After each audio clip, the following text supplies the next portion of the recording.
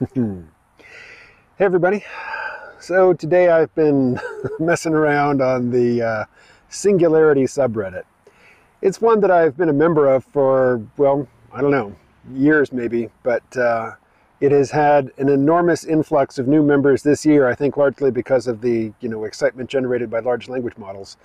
And the faith there is palpable. They're talking AGI by 2024, ASI, artificial superintelligence, by 2026. Like, the stuff doesn't run just in the air. It requires specialized hardware and lots of it and billions of dollars and years to construct it. And, data centers don't grow up out of the ground after a hard rain like mushrooms. But anyway, it's not the unreasonableness of the rosy expectations that I'm here to mock. It is the very predictable, very routine, for these types of circles, just reflexive denigration and hatred of religion and people who are religious. So there was a post today which wasn't explicitly about religion. Somebody asked, how realistic is this? And they list several potential outcomes that might materialize by 2065. The first one being longevity treatments able to halt aging. And that's the only one that I'm going to address in this video, so I won't even read the others. But somebody starts talking about how, religious people, they're going to have to choose, do they want to enjoy the benefits of immortality, or do they want to stick with their religion and, stick with what's natural and God-given and all that, which I think is just a silly choice. I mean, why would that start in the future? Why would people not have to face that choice now? Christian Scientists, a small, kind of fringy sect, they will refuse some very routine life-saving treatments, but that's not how the majority of religious people behave. Most people, and this is a point I think really needs to be stressed, most people participate in religion for social and psychological benefits. They have a better connection to a community. They have a better regard in that community if they participate in church. And, for people who are afraid of death, it provides some psychological comfort, and that ain't nothing. So I would say in general, while I myself am not, a practicing theist or a churchgoer, I think that people who do, profess religion and go to church and participate in a church community in general in our society have better life outcomes. So one person, whose name I won't read, I'll just blur it out. Oh, looks like we got another dog coming. I may have to continue this later. But this person is likening the religious to Neanderthals and whatnot. And I wrote a response, and then I took it over to Claude and I said, hey, here's what I want to say, but would you couch it in nicer terms so as not to trigger a defensive response from these people? And it did, and it made a pretty sounding thing. Okay, I'm going to have to do this later. So I'm not going to summarize the entire thread here, but I'll tell you just in general what I was doing. I would basically write out a response, and then I'd go to Claude and I'd say, here's the response I want to post. Make it sound nice, make it less confrontational. But in response to one of Claude's, sugar-coated posts, somebody responded, right, but the question still remains, if you are so certain that you will be granted eternal paradise after death due to being a religious zealot, then why stick around and live an unnatural lifespan? Also, I would have you know, many Christian fundamentalists respond to the concept of transhumanism as a whole with mark of the beast, with weird capitalization. So you were right, it is built into their religion, but by it, I don't mean love for technology, but an adverse reaction to such. Okay, well. Many religious people are naturalists. They are anti-tech. Look at the Amish, for instance. Well, the Amish are a fun example because, well, one, naturalist doesn't mean what you think it means. Naturalist means somebody who believes in natural processes as opposed to supernatural processes. So the Amish are not naturalists. They are supernaturalists. But they're not anti-tech. They just take their time and they deliberate over which technology they will allow into their community and which they will not. And the ones that they will allow in, they discuss and they determine for themselves how and to what extent it will be allowed in. So they do use cell phones. I've worked side by side with Amish people who would call on their cell phone for a ride at the end of the day, for somebody to come pick them up and take them home. You know, they don't drive cars, but they'll sure take a ride, you know, rather than walk 5 miles through the country. And, you know, they're not all of a piece. They're all Anabaptist, but, you know, there's Amish and there's Mennonites, and some will drive trucks and use computers, and some will have nothing to do with electricity, but they will use generators running gasoline to turn a belt to do work in a wood shop or something like that. So they're not anti-tech. They're just deliberate about how they use tech and which tech they allow into their lives, because, you know, they have a certain lifestyle that they intend to maintain, and they're not going to let every technological innovation and, you know, new gadget that comes off the assembly line to just automatically gain a pass into their lives. And I don't see that as being in any way zealous. I see that as being conscious and deliberate.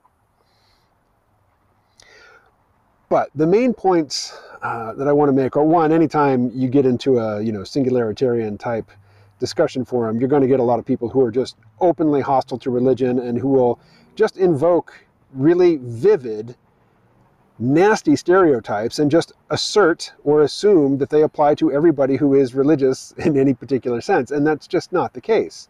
Most people are religious because it confers social benefits. You know, they were raised in a particular faith community, and to them, being normal, moral, virtuous, responsible means, you know, participating in that community in the way that is prescribed by, you know, the traditions of that community. And also, yeah, people are afraid of death, and it provides some comfort. You know, the universe, you can see it as this big, cruel, thoughtless thing that is vast beyond comprehension and doesn't know or care about you in the least. And that's the basis of cosmic horror. You know, that is a very uncomfortable universe to live in. Religion with a God that knows all, sees all, and loves you and created you deliberately, you know, and has laid out a path for your eternal prospering. That's very comforting. It's a much nicer feeling to live in such a universe than in the, you know, the H.P. Lovecraft cosmic horror, vast beyond all comprehension, uncaring, and, you know, not necessarily cruel, but ready to, you know, throw you into the meat grinder at any time. That's just not a comfortable world to live in. But the main point that I want to make about religion, and particularly religions like Christianity, are that they're very adaptable. They have changed enormously over time. You know, Christianity started off as the religion of slaves in the Roman Empire, and it taught submission to authority. It told you to be a good slave, or if you're a slave master, you know, to be a humane slave master. It had no objections to, you know, the concept of slavery. It had no objections to the concept of civic authority. You know, render unto Caesar what is Caesar's.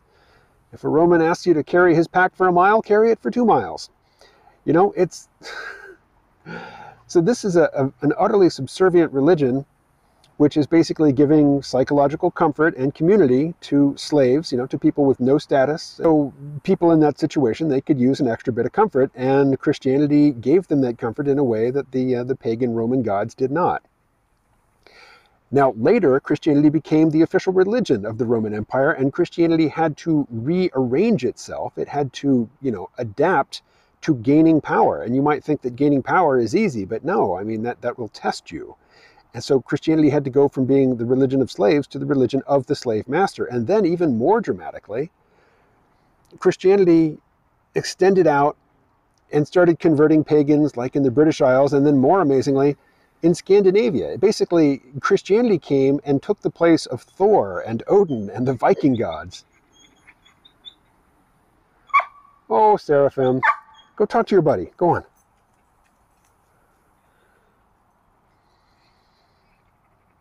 One of Naya's best doggy friends is here, but he's on the other side of the fence. Anyway,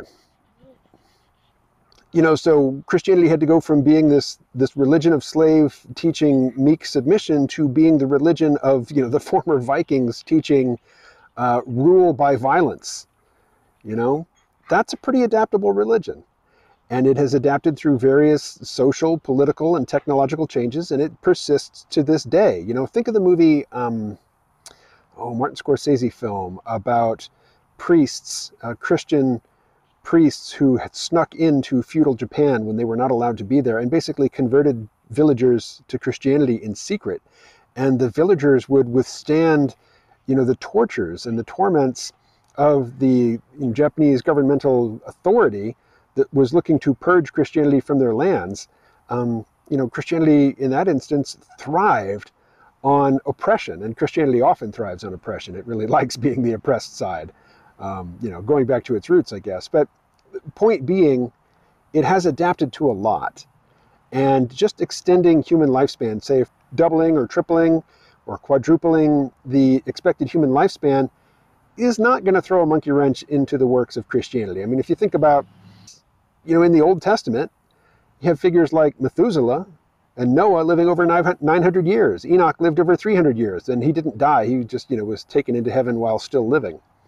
But, lifespans of hundreds of years would not throw the Christian religion any sort of curveball. It will easily adapt to that.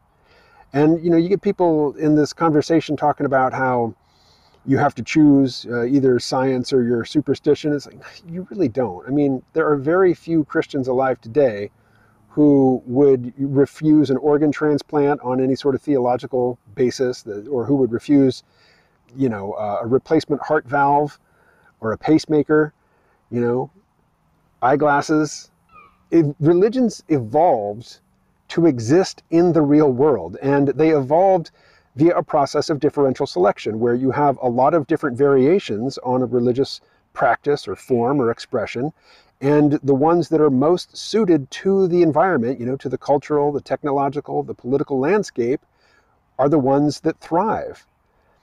And that process will not come to a screeching halt when somebody invents, a treatment that makes your wrinkly skin tight and glowing again, or, which causes you to feel virile again after years of declining libido, or, which starts regaining lost muscle mass, or makes your hair thicker. I mean, none of that is going to challenge anybody's faith. And various people were responding to me in this thread, and ones who were just throwing out the low effort religion sucks message, they didn't get the nice Claude, sugar coating. They just got straight KMO, being kind of caustic and dismissive. But then there was this one guy who was, kind of bristly and just abrasive and painting with a broad brush in terms of just how awful, religions are. And he was saying your religions are dying good, but he did do something nobody else did. And he offered up some evidence. He offered up statistics about the number of, the percentage of people who claimed affiliation with any particular religious denomination in the United States early in the 20th century, and then mid 20th century, and then, in the present.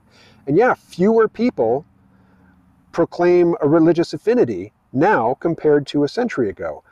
But, and this is what I brought up in the subject thread, take the book Bowling Alone by Robert Putnam. He talks about how civic engagement across the board has diminished in recent decades in favor of this atomized solo existence. So he says, yeah, church attendance has definitely fallen off, as has participation in PTA meetings, as has participation in local politics, as has participation in bowling leagues. We have become atomized. We have become separated. Putnam doesn't use this language, but this is the language I think of it in. We've lost our asabiya. We have lost our group cohesion, our group spirit, our sense of being a people. And it is reflected in the fact that, yeah, we don't go to church like we used to. We don't go to PTA meetings and local government meetings and, bowling leagues like we used to. We're sitting at home watching TV, or we're on the internet, arguing with people about religion on Reddit. But one thing to consider about that is it's not a linear process that goes in one direction forever. It's cyclical, like stock market or crypto prices. It goes up, it goes down, it goes up, it goes down, and there's trends over time.